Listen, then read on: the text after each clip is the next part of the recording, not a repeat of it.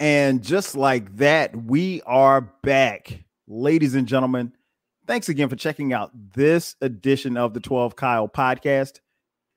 I'm your boy, 12 Kyle, and we got a special co-host on this one.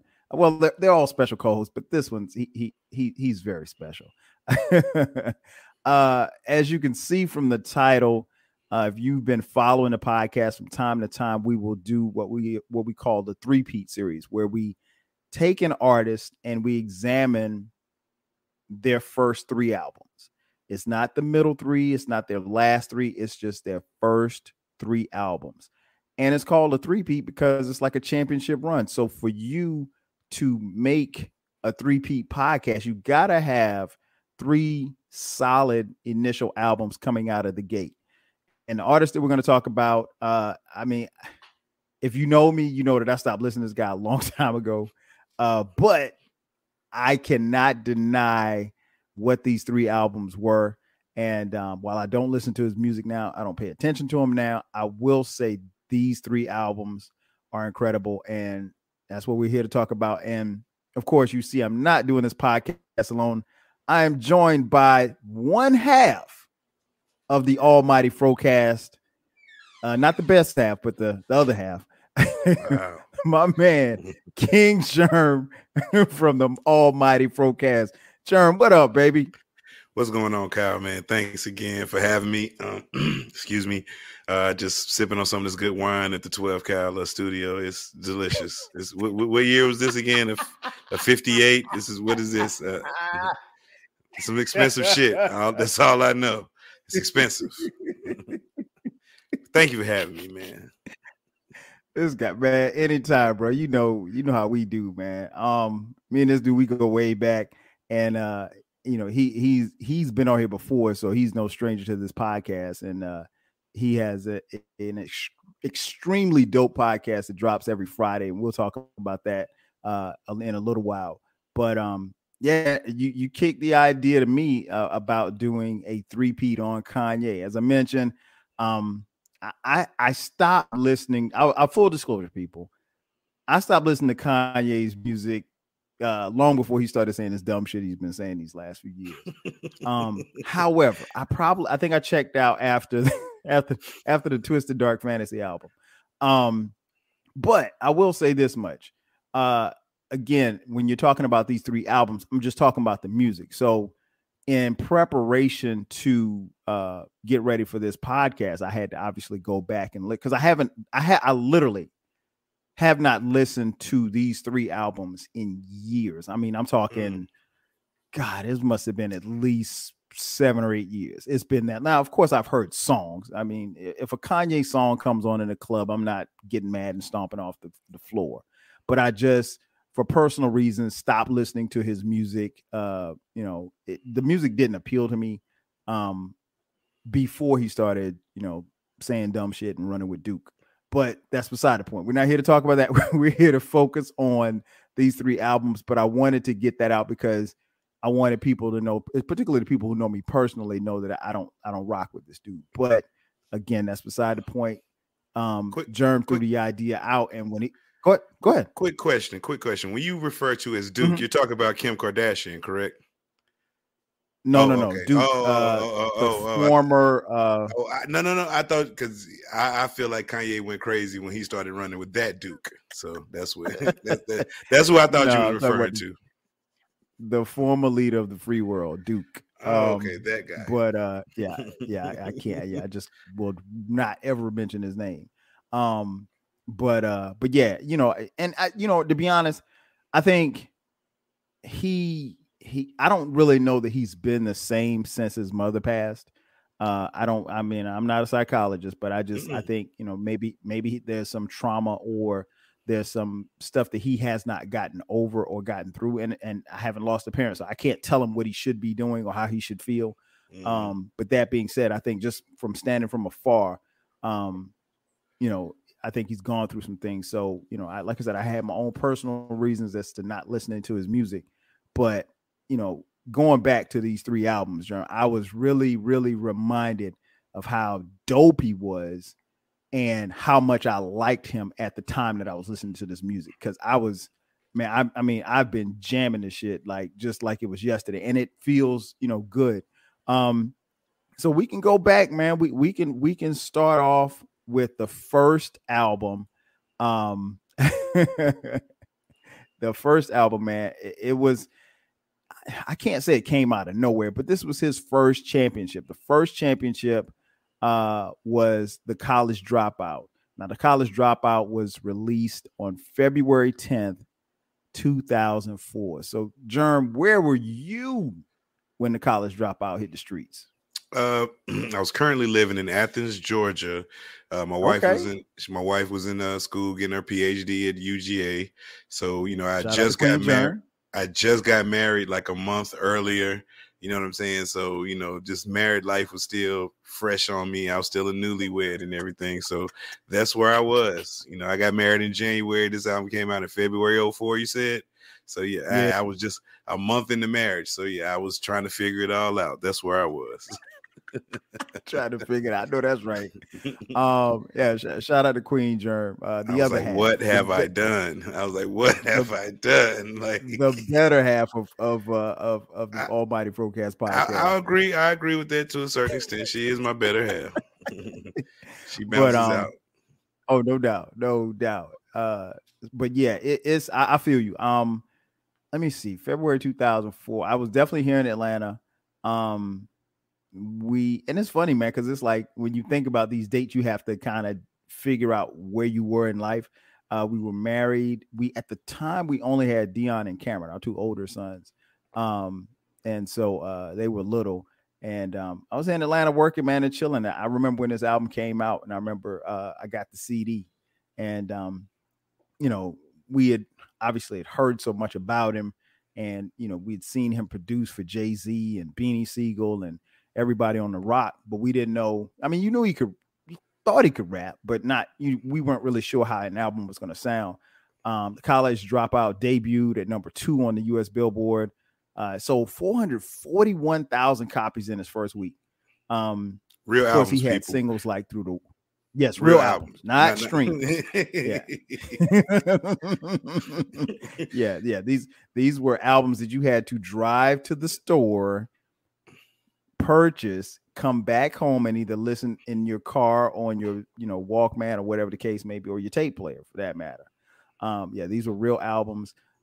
Sold over 3 million copies, 4 times platinum. And I mean, he had songs like Through the Wire, Jesus Walks, All Falls Down, Slow Jams. So he had chart toppers. If you had to pick, Jerm, what were some of the things that made this an outstanding album in your opinion? Song wise or just moments? Which one are we talking here? Just in any way that you want to describe it. Okay. This is on you. Well, my favorite songs on the album was Spaceship, because I was at a situation where I was at a job where it was just felt like I had to get away because I felt like I reached my ceiling there. Well, basically they told me I reached my ceiling there, and I was just like, unless I was going to commit my life to the company, then and I wasn't willing to do that. So that song really rang true to me. Last Call, that to me is one of my favorite Kanye West songs. Like I said, at the end of the album is basically him just telling his life story in rhyme, and that shit was fucking dope. Even though J. Cole killed that shit, I still get a nod to Ye. You know what I'm saying? For that one. And It All Falls Down. That was another song. I know that was one of the hit songs, and it was a song, just something that we needed to hear, because Black people, we get caught up in the materialistic things, and, and that shows our worth, where you can, we get caught up in the moment, and that song right there kind of brings it in perspective, you know what I'm saying? And so, and that, it was just that album, it was something we needed to hear at that time, because we was in the midst of the snap music, I think, and the money era. Was like hip hop was big money then, you know what I'm saying? So I think it was something that we needed to hear, and just hearing it from somebody that used his real name, it was just like, it was somebody that was rapping with my regular name. I'm a regular dude. I'm not no thug. I'm not no killer. I'm not none of that other rap stuff. I'm just a regular guy. And that I just think that was something that we needed at that time. And Kanye West was filling that void that we needed in music. It still was something that you could listen to with your boys in the club. It was still something. It was something you could play everywhere. You know, everybody. It appealed to everyone, and it had a message. It just wasn't stupid rap. And so that's what that album was. You know, at that time, it was very. You know, it was good. It was good. Oh, no doubt. I'm in agreement 1,000%, man. I think what made the album outstanding? I think one, the looking back on it, and I and low key forgot about the skits. The skits were funny because you had wasn't that D. Ray Davis impersonating Bernie Mac. Impersonating Bernie Mac on the skits, and it all centers around Kanye being a student going back to school, and you know, he in real life had gone to college and he did drop out of school. And he kind of brings that home, like you mentioned on Last Call, which is track 21. But I think that stood out to me. You know what, man, I was because what happened was when I first started listening to it again, I listened to it without looking at the tracks just to see if I could remember like what was the next song, what was coming. And I didn't really remember who all was featured on the album, because again, it's been a while since I've listened to it. I couldn't remember who all was featured on it, but like when I started hearing some of these features, I was like, you know how like sometimes you can have way too many features, and I'm a person that's I'm not really a fan of a whole bunch of features on an album, but these features, as many as he had them on here, they fit. Like it wasn't overkill. And you know, like I said, Kanye is a guy who I can cut him a little bit of slack like that, because I think he's not, you know, a lyrical miracle guy like Eminem or Jay-Z or somebody like that, but he can rap. And obviously we know his production, which is another thing I think that was outstanding on this album. You know, we knew what he could do coming into an album, you know, from his work with Jay-Z and, like I said, Beans and the rest of the Rockefeller roster. But he showed his ass with the production on this album. I mean, it was incredible. And again, going back and listening to it again was like just a treat. And I probably say the third thing that stood out was, I gotta say, Jesus Walks. And the reason why I say that is because even though Jesus Walks is it's one of his biggest hits on any of his albums, I remember being in I was in VIP. Of course. But I didn't pay Jerm, right? I didn't pay him. Of course, celebrities never pay. No, man, no. I was there with some friends at Club Visions. And I just remember, man, it's a huge club. Well, it used to be a huge club in Atlanta. And I just remember the DJ played Jesus Walks. And Jesus Walks is not a club song, right? And it's a slow, it's really, let's call it what it is. It's a gospel, it's a gospel song. And when it came on, I mean, like, Jerm, I kid you not, you saw people literally like bum rushing to the dance floor. And it's not really, I mean, the next time Jesus Walks comes on, try to dance to it. It's not a song you can dance to. And I mean, it was just people just standing in the middle of the dance floor, and they were just I can't really say they were dancing, they were more bopping than they were dancing. But I had never seen like a gospel song played in a club. And you know, I think that song was just huge. And it's when you listen to it and you listen to the music and the melodies of it. And if you know, like me and Jerm, well, I don't know about, well, I'm sure I know Jerm grew up in a black church. Of course, I'm black. It just takes you back to church, man. Yes, and it as well, right? You know, it just the messaging in it too. So, those are the things that stood out to me about that, or some of the things. My next question: what song or songs could you have done without on this album? I'm catching some flack for this one. I'm gonna go with "Never Let Me Down." I do not like that song. That's the Jay-Z song. The New Workout Plan could deal with that one, without that one. And it was 7 skits on the album. some of them skits we could have did without. It was 7 of them. Like, come on. That was a lot of filler on this album. Then I looked at the track listing with 20 some songs, 7 of them skits. So you're down to about 14 songs. So, I don't know. Cut down on some of the skits, and this would have been, I mean, it was a dope album, but I think over time, some of these songs were like, but Okay. You know what I'm gonna need you to do? I'm gonna need you to answer the question again, because like your whole answer got cut out. You went out for a second, but you good. So just Okay. just go ahead and start it from now. I'll edit that part out. Oh, start over. Okay, cool. Yeah. Go ahead and start over. What songs I could have did without? I'm going to say "Never Let Me Down," song with Jay-Z. The New Workout Plan. Mm-hmm. I just never was a fan of that song. That almost made me not listen to the album, because I think I heard that first, and I was just like, I don't know about this, this Rockefeller, you know what I'm saying? So I'm like, during that time, like, what? Right. Like, I can't, I'm not listening to this. This guy came out with 2 polos on, with 2 collars in a book bag. Like, I'm not, because, it was a lot of things with me. Like, I was just like, I don't know about that. So that one, and then some of the skits, It was 7 skits. I think they could have cut down on some of the skits, because it was way too many. Because like I said, over time, it seems to like weigh the album down and make it feel like filler.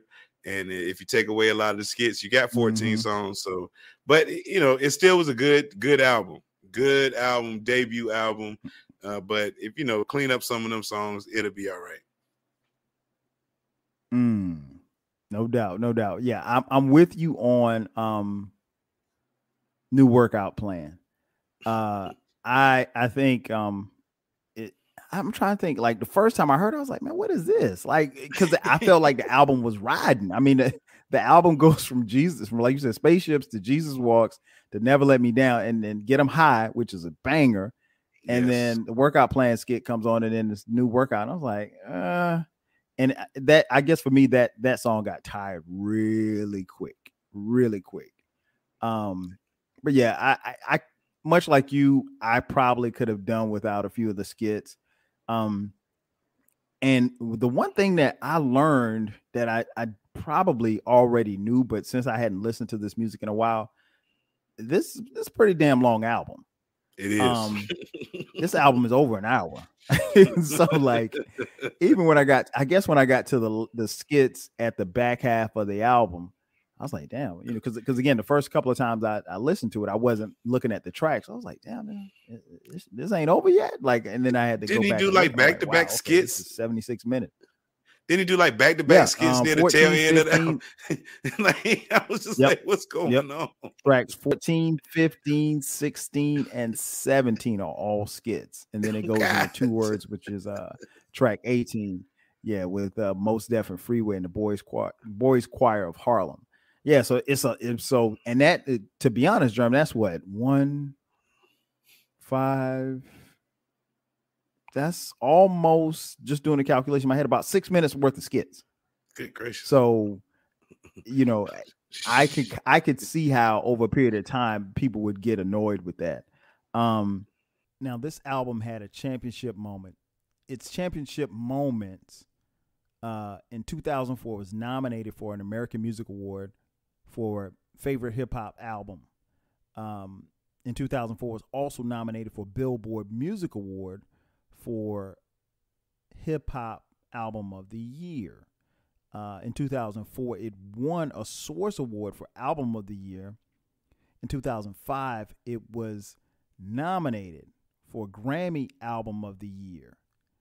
And also in 2005, it actually won a Grammy for best rap album. So overall, man, how do you think this album impacted you, or if it impacted you in any way? Well, I'm going to say for the culture, it impacted the culture. It made it okay to be yourself and be a rapper. You didn't have to have an image, a gimmick, or, be another character to be in the rap game. Not saying, he basically did what Fonte was doing and, magnified it. He's like, oh shit, It's a dude named Fonte out here rapping. I'm gonna kind of steal his style because he's one of the people that influenced Kanye's style. Let's not get it fucked up. Yes, you know what I'm saying? So Fonte made that lane for the Kanyes and the Drakes and the Kendrick Lamars and the Jermaine Coles. Just be yourself. You know what I'm saying? And rap. You don't have to be this, Rick Ross character or this Young Jeezy character or this, you don't have to have this, alter ego. You could just be yourself and rap. And so that's what I think this album did. It showed you like, look, you can be yourself and be successful. Oh, no doubt. No doubt. I think it impacted me in a sense because it was a guy who was just a regular guy. You know what I mean? Like he was, like you said, he wasn't talking about selling dope. He wasn't talking about killing nobody.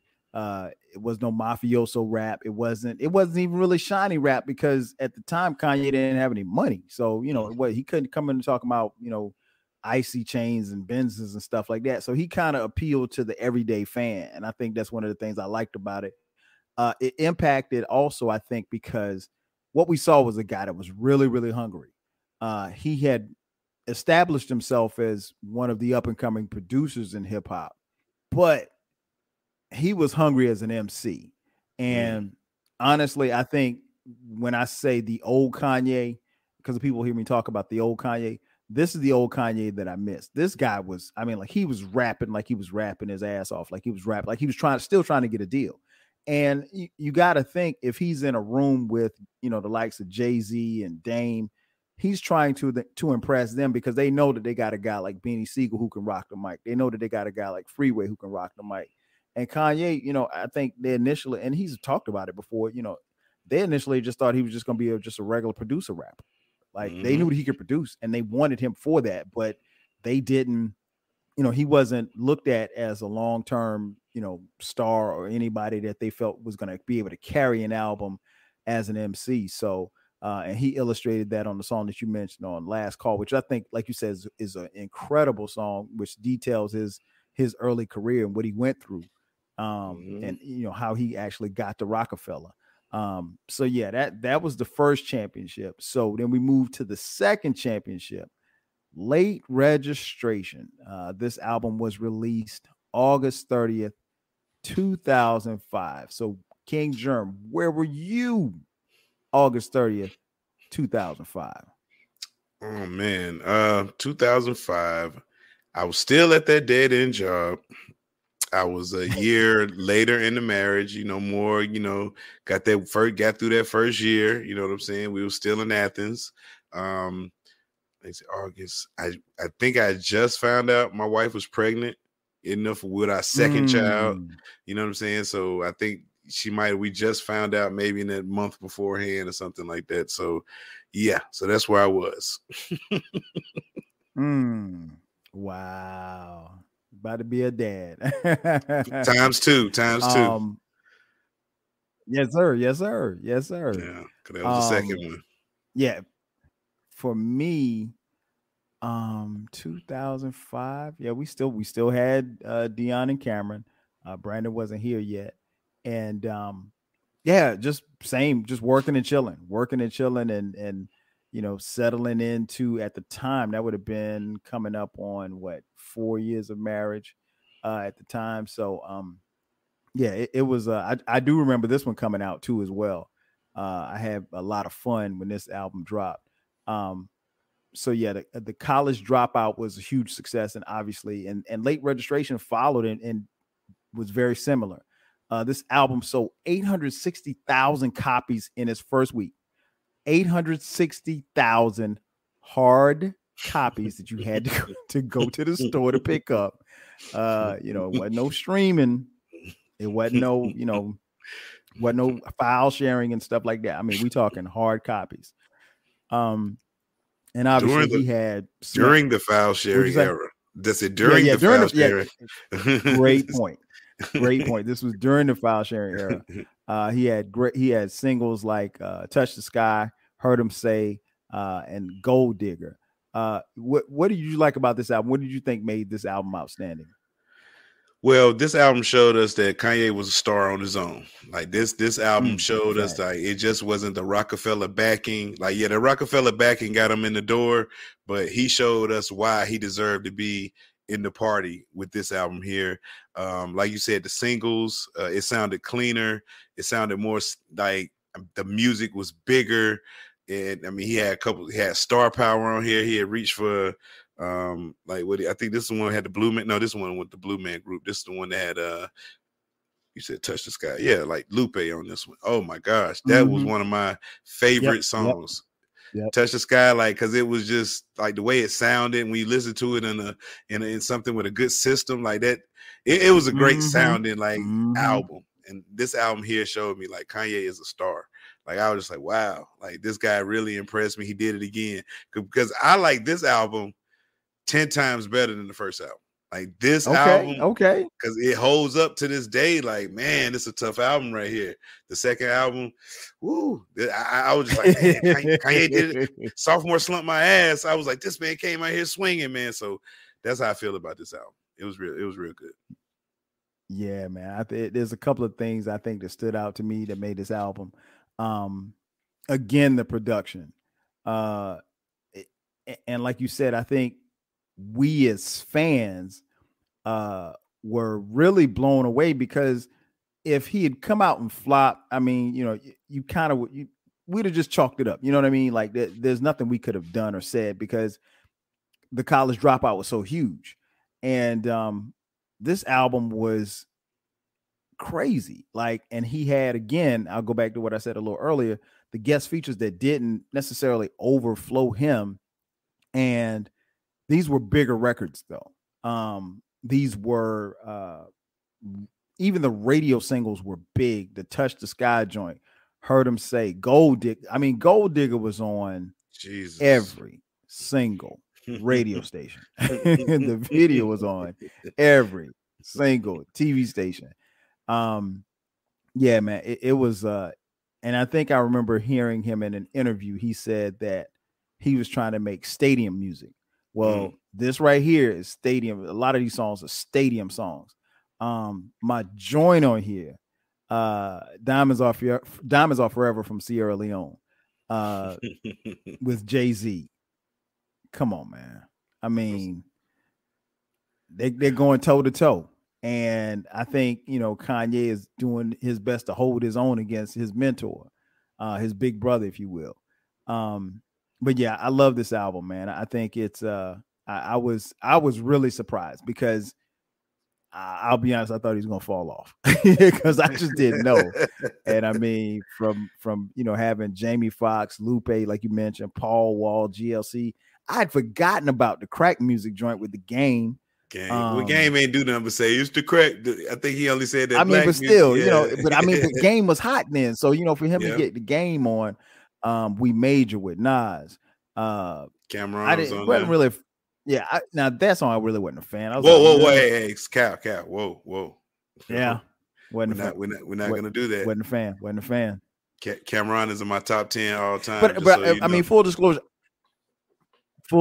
I'm not a fan of Cameron's. So, not that he's bad. I'm just not a fan of his music. In the words of Dr. Brace, we got a hater in the house.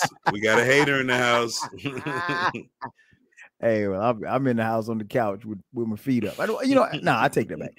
I'm not a hater. I never got into him or his music. I just didn't. And it's not to say that he's not dope, because I'm sure that people like you who he invented swag rap. Dope, I just never got into him. Yeah, he invented that swag rap that everybody loves today. Cameron invented that shit.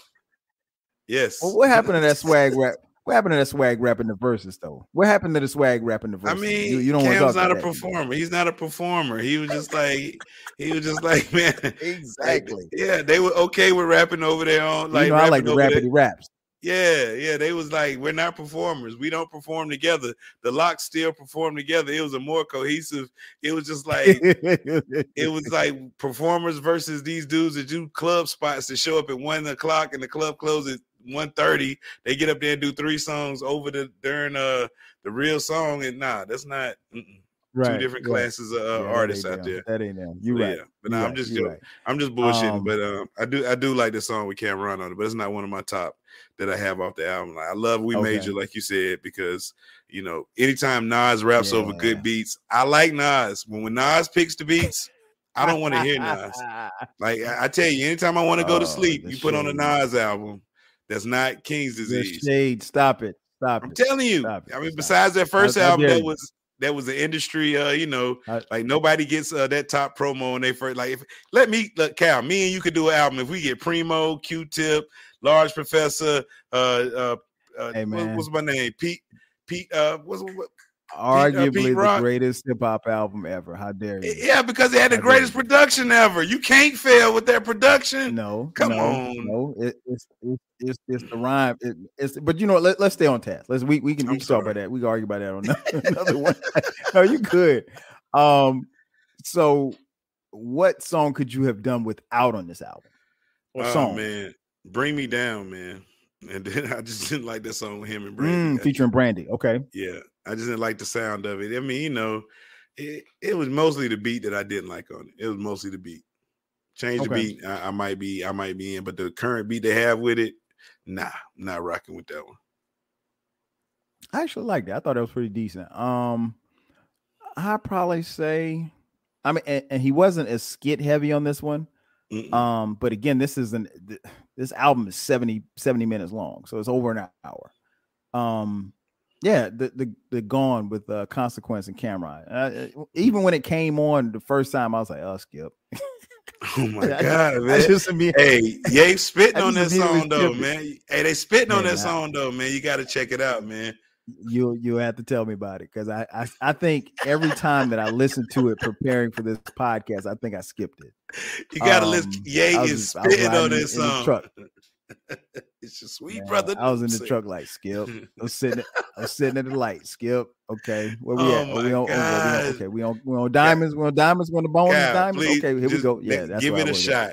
Please give it a shot, man. The song. Okay. Hey, man, if somebody asks, yeah, but Cameron is too. So Cameron came through on that song, Consequence. Man. Consequence was spitting on that song. He probably wrote Ye verse. That's what I'm telling you, man. It sounds the same.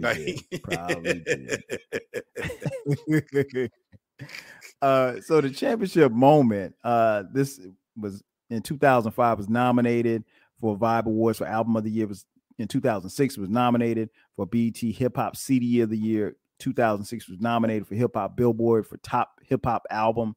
In 2006, it won Billboard Hip Hop Awards for Top Rap Album. And in 2006, it was nominated for Grammy Album of the Year, but did not win. But it did win a Grammy for Best Rap Album. How do you think this album impacted you, or just you could talk about how you thought it impacted the game? Well, that music, the new music, I was a grown man then, so it was different. But as far as the impact, like I said earlier, it showed that Kanye was a bona fide star. He had star power, and I'm pretty sure this was about the time when he was wilding out with Amber Rose. If not, this started it. You know what I'm saying? So, he became an MTV staple on this album. Like, he was just everywhere. Pepsi commercials. Kanye was a star. So it just let me know that he had got out of the Jay-Z shadow. Since Jay-Z didn't believe in him in the beginning. Dame really believed in him. He had to convince Hov to give him a shot. You know what I'm saying? His words, not mine. Because people think I hate Jay-Z. I don't. You know what I'm saying? I'm just not. Whatever. But anyway, getting back to Kanye, it just like it just showed me his star power, and that's what I knew. He was a star. He wasn't going nowhere, and he was setting us up for some shenanigans later down the road. Right. I agree. I think it impacted the game because I think his production style changed a little bit, and he went from the speed up samples to just really getting into what he would become. I think if you listen to this album production wise, you'll see some of the influence that he had on not just other producers, but just a rap in general. But I thought that this was a really, really dope album. And I enjoyed, again, going back and listening to it because I realized again, like I said a little earlier, I forgotten how good some of this stuff was, and I was like, "Damn, oh, I remember." And so I'm rapping alongside. I'm like, "Okay, yeah, just shit." Like I said, it's not a situation where if his stuff comes on, I'll turn it off. But yeah, it was good going back to this one. It was really, really good going back to this one. And now we move on to the third and final championship, and it was called Late Registration. Again, staying with the school theme, he went from being a college dropout to graduation to late registration. No, I think this Excuse was me, graduation. from college dropout to yeah, there you go. To graduation. This album was released. When was this album released? September 11th, 2007. Where were you, King Jerm? Hate to say it, I still was at that dead end job. Damn, Joe, you didn't get away from that job. Nah, I was still there, but funny thing had happened. We had just started our own website earlier that year in January. So I was just like, man, we were doing a music review site. And so, this album came out, we had to review it because at that time we was hungry in the game. We was doing we'd do like maybe 40, 50 reviews a month.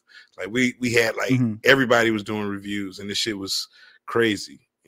So that's where I was at that dead end job. But I started my website, we had started a website and we was like, man, we just thought we was gonna be rich from the internet, and here we are. And what's the name of the website? I was nappyafro.com. It's still out there, man. We still out there chugging along. There might be a music review on there, when you hear this. Who knows? Wow. That's impressive to say that because you've seen a lot of websites come and go from 2007. Yes. Damn. That's what you call being ahead of the game. What was our 2007? Okay, 2007. We had Brandon in 2006, so we had our third son.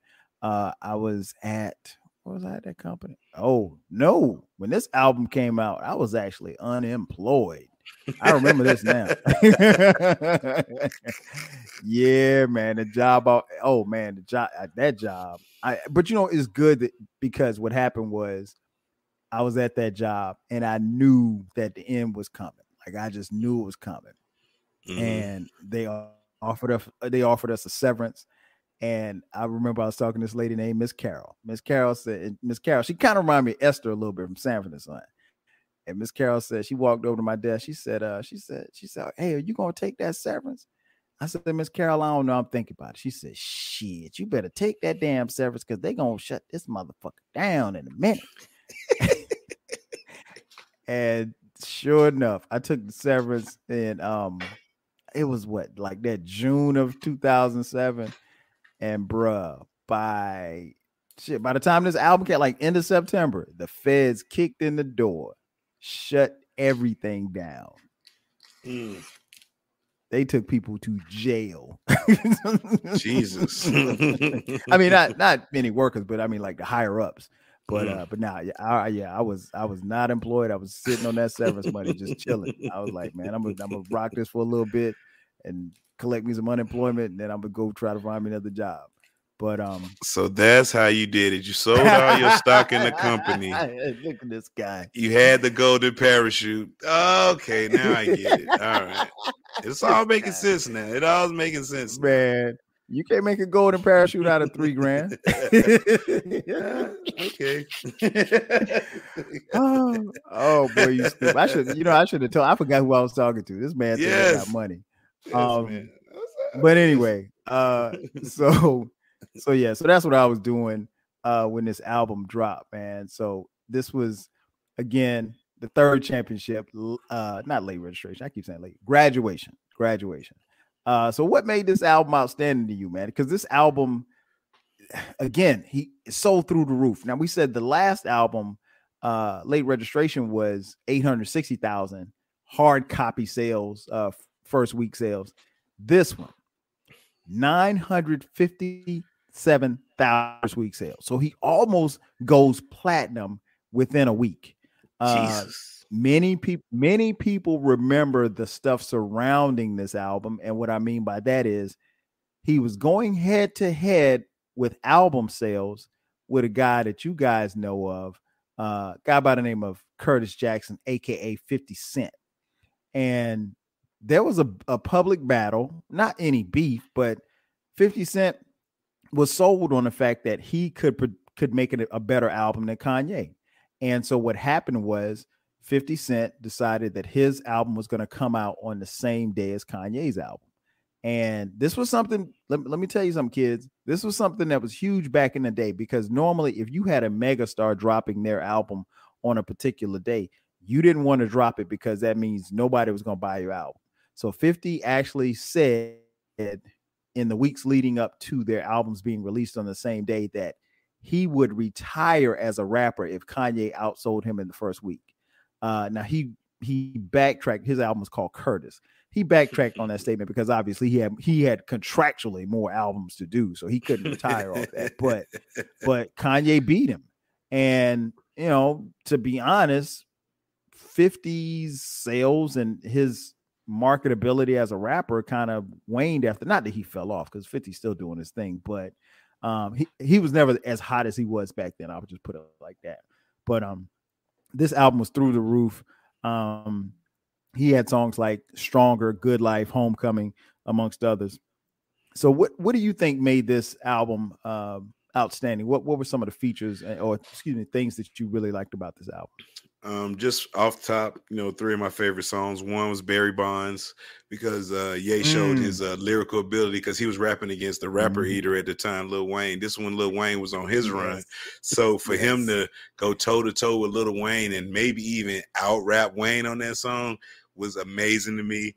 Flashing Lights, another song where I think Kanye, because with this album, he experimented with his sound. You know what I'm saying? He went over that hill. He was like, you know what? I see what they're doing in hip hop. I'm gonna take it up a level and change it up. Go experiment with some of this Euro, whatever they call that crazy weird music over there, that BPM or whatever, EDM sound and all that.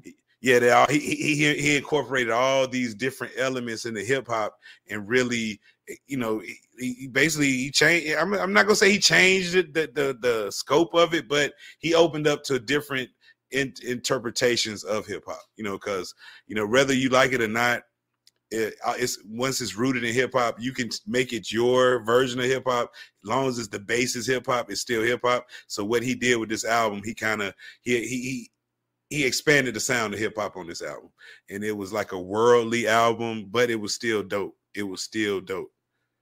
Oh, facts. I agree 1,000%. I think he definitely changed a lot with this album. That lead single, Stronger, like you said, it was kind of techno, EDMI kind of influenced. It was just different, but it was something that was banging. It was on Black radio stations, it was on white radio stations, it was on MTV, it was on BET. Yeah, he did his thing. You mentioned I had to look it up real quick. You mentioned Barry Bonds. Now I do see, as far as writers on here, I do see Kanye's name, I do see Lil Wayne's name, but I also see 1, 2, 3, 4, 5, 6 other names. I wonder if these other people wrote on this album, or if it was maybe they played on the album. What's Sci-Hi name? What's Sci-Hi name? He might be on there. I don't know. No, I don't know Sci-Hi's real. No, that ain't Sci-Hi real. His real name can't be John Ventura. But yeah, it was. You know what was interesting was I think you're onto something. He went toe to toe with Wayne, and if someone said Kanye out rap Wayne on this one, I wouldn't necessarily disagree.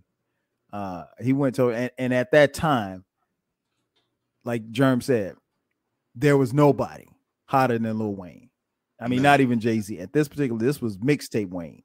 So, you know, to be honest, I was surprised that Wayne actually put him on this album.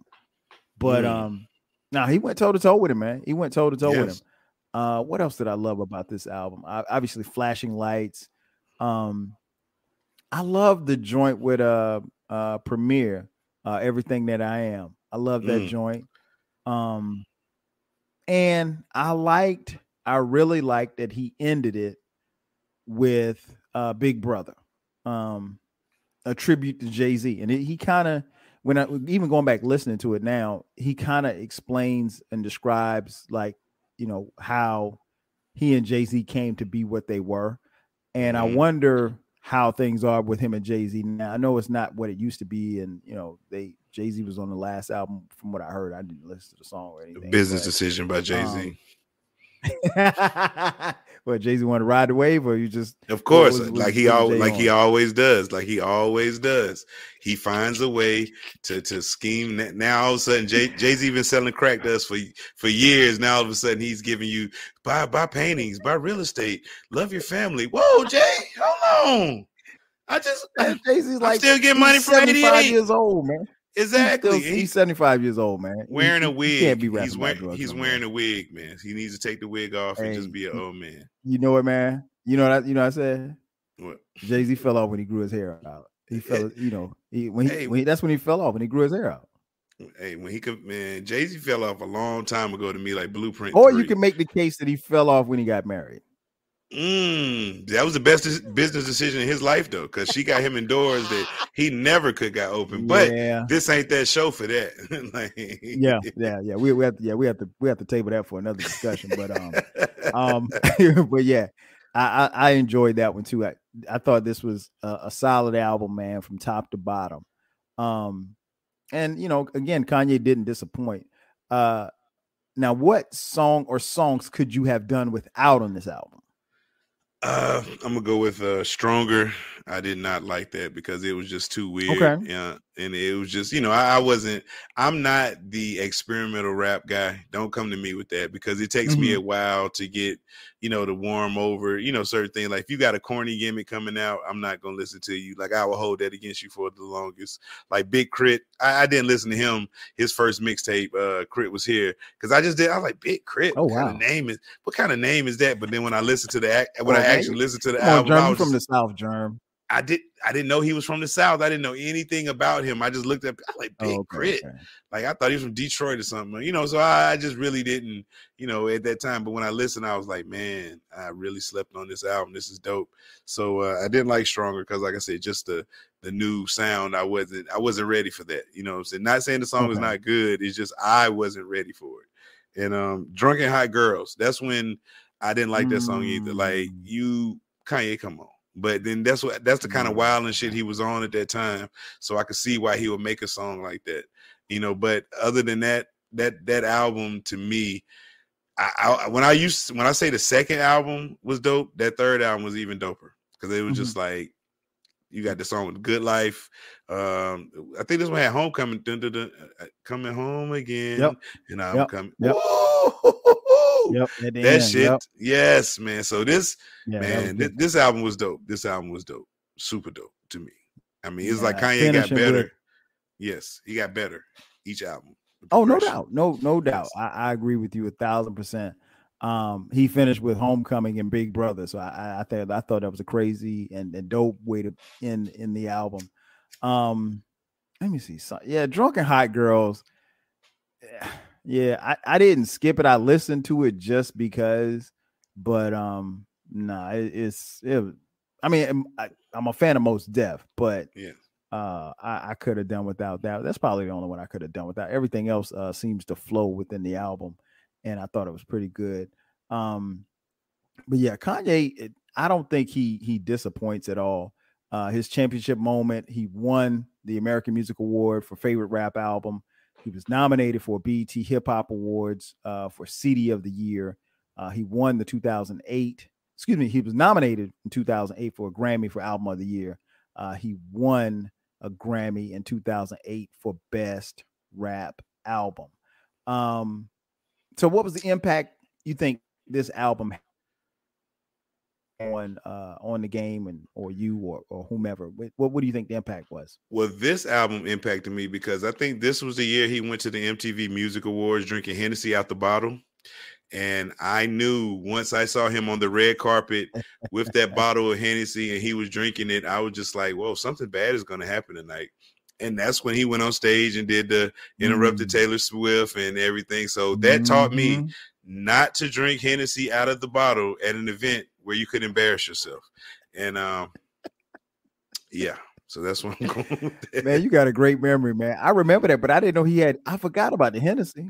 Yes, he was. I mean, he had like a half a gallon, or it might have been just a fifth. It might have just been a fifth of Hennessy. He was drinking it straight out the bottle, and that's when he took the infamous picture where he was squeezing Amber Rose's butt and all that. Like I said, this night's not going to end well. Wow. Kanye's going to win, and I think that's when Crazy Kanye was born. And he never went back from that moment. Yeah, man, you're right. You're right. I mean, everything changed after that, man. I think this. I think when he did, I think the impact was when I hear a song like Stronger, that let me know that he was willing to push whatever limits that he had, and actually that there was no limit as far as like what he could do sonically. Exactly. And I think everything changed because Stronger sounds a lot like the stuff that you would hear later on in his career. So yeah, I agree with you on that one. I think it was a game changer. But I forgot. I didn't forget that he bum rushed the stage, but wow, Hennessy. Wow. Yeah, Hennessy will do that to you. But yeah, I think that was the impact. So before we get out of here, Jerm, I know you kind of alluded to it a little earlier, but rank these albums 1, 2, and 3: The College Dropout, Late Registration, and Graduation. Well, I know the least favorite on the list, and this is not a diss, people. This is 3 good albums. So my bottom album would be College Dropout. Okay. Too much filler. I mean, it's dope, but still too much filler. Now 2 and 1, I could flip a coin here depending on the day of the week. But today, I'm gonna go with number 2 is gonna be Late Registration, and number 1 is gonna be Graduation. You know what I'm saying? Because I think Graduation is still Kanye's best album, to date. Because that album, like I said, it's top to bottom, is solid. Like I said, the experimental, the new sound, pushing the limits of hip hop, making you think like, damn, I wouldn't think I like something like this. You know what I'm saying? So he did all that with that album, and the lyrics was on point. And yeah, so I'm gonna go with that as my top Kanye album. Okay. Graduation. Okay. I'm gonna go reverse from you. I'm going to say the albums, if I had to rank them, they would be based on how they came out chronologically. So Graduation is the 3rd best, Late Registration is the 2nd best, and I think The College Dropout is the best album. I think, and honestly, if I keep it real with y'all, I think these are his 3 best albums, period. Now, full disclosure, there's quite a few albums that I haven't listened to that I probably won't ever listen to, but for my money's worth, I mean, I know Twisted Dark Fantasy is high on a lot of people's. I don't understand. I don't understand the love the album gets. I don't get it, because I listen to the album and I'm like, how is this one of the top hip hop albums of all time? I'm just like, what? Like, are y'all? But then I think this album came out during the blogger era. So had to be. Social media people, the influence and all that. Right, so I'm thinking that's the only reason why they ranked that album like that, and because there's no other reason why I could understand, because like it's not doper than the first 3. You know what I'm saying? The beats might be, it's just too dark, and I don't know, maybe I'm missing something. Maybe I need to go back and listen to it now and see if it stacks up against these other 3. But I'm also a fan of 808s and Heartbreak, so that was maybe because it's terrible. No, that was not a terrible. Maybe you just had to be going through something at that time. Hey, look. Maybe you just had to be good. Hey, no. Hey, bro, I just told you I was unemployed when one of these albums dropped, and I was loving it. So I was going through something. But 808s and Heartbreak, man, it was different, man. It was like, I love Lockdown, and it was that one song, Street Lights. Oh my God, that might be one of my top 5 Ye songs, man. So I don't know. Like I said, did you see the movie Set It Off with Latifah and all them? Yeah, yeah. Yes, yes. You remember that scene where Queen Latifah she stole a car and she was throwing CDs out the window? Uh-huh. That's literally what I did to that CD when I bought it. I played it once and Oh I my threw God. it on 285 here in Atlanta. And somebody ran. Jesus. I'm sure it was I probably ran over and got broken into pieces 1,000 times. I hated 808s. I literally listened to it one time. I was like, I cannot believe what the fuck. And I mean, like, I had spent my $12 on this, man. I was like, man, you got to be kidding me. But yeah, I'm with you. Here's what I'll say about my beautiful twisted dark fantasy. And again, there's no shade to nobody listening, but if you're gonna take it, how you gonna take it, just take it. Here's the correlation that I found, Jerm. Just in the people that I know, the people that I've seen, not the people I know. Let me retract that. The people that I've seen on social media who love this album. What I've been able to surmise is that when this album came out, everybody was like 13 to 15 years old. 100%. That's the only that's the common theme that when I see people talk on Twitter talking about this album, everybody is like 25 to 30. At this point, yeah, exactly. That's how old they are. So if you were in like high school or middle school, high school when that album came out, you probably think it's better than Paid in Full. So this album changed my life. Yeah, because you was fucking 12. Exactly. You had your first girlfriend, got your first kiss, you might have got your first trim. I don't know. But yeah, that's the only correlation that and it's just, again, that's just my experience. If you're older than that and you love this album, please hit me up. I can only go by what I've seen. Everybody that I know that loves this, my homeboy Matt B, who's been on here, Matt loves that album, and Matt is 27 years old. Yes. So it was right around the time Matt was like 13. Exactly. He was like 14 when the album came out. Shout out to Matt. But yeah, it's that's what it is. But yeah, man, I had to get you to rank those. Before we get out of here, man, Jerm, tell people where they can find you, where they can find the Dope Podcast. It's the dopest podcast in New Zealand. Tell them about the Frocast, man. I mean, you can catch Frocast every Friday on all DSPs, man. We own them all. Just look us up, the Frocast or Frocast. I don't know how it goes. You can catch me on Twitter at the Frocast. Catch me on Instagram at Frocast. Like I said, me and my wife, we just do a podcast. We just try to entertain people every week, man. We don't take ourselves seriously, so please don't get offended by anything we say. We're just talking. Hey man, hands down, one of the best podcasts. It's probably you know what? It's the second best podcast that you'll hear in the podcast world. Oh man, I love them, man. I love them. I love listening to them every Friday, man. They crack me up. Like you said, don't take it serious. But it is hilarious. It's usually an hour to an hour and a half of just pure unadulterated fun and shenanigans, and it's all off the script. I mean, like, they are so real. Like, sometimes they have on-air arguments that they don't sound contrived at all. Like, they sound like they might still be arguing once Jerm hits stop recording. But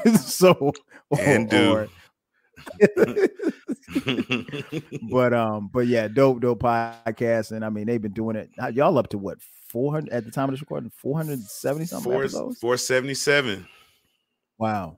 So at the time of this recording, they've done 477 episodes, and some of y'all can't get 10 episodes done before you quit without taking a season break. You 10 shows, you need a break. Like, Kyle, look, just what season would you be in of your show, Kyle? Season 37, 40? You'd be like the Simpsons. Man. You'd be like the Simpsons over there, right? With these.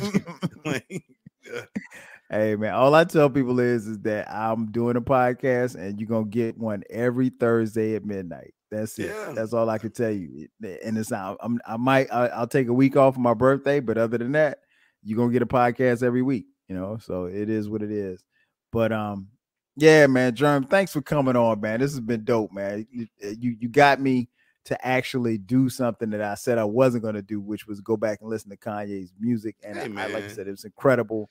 I forgot how dope the dude was back then. I really, really loved Kanye back then. I can't tell y'all that I'll actually listen on any stream. Now, if I go back and listen to Kanye's music again, it won't be on the streaming service. It'll be something where I'm not giving him no money. So I don't believe in, he doesn't fattening own his his he doesn't own his publisher, man. He has some perpetual album deal, so he's not seeing any of that.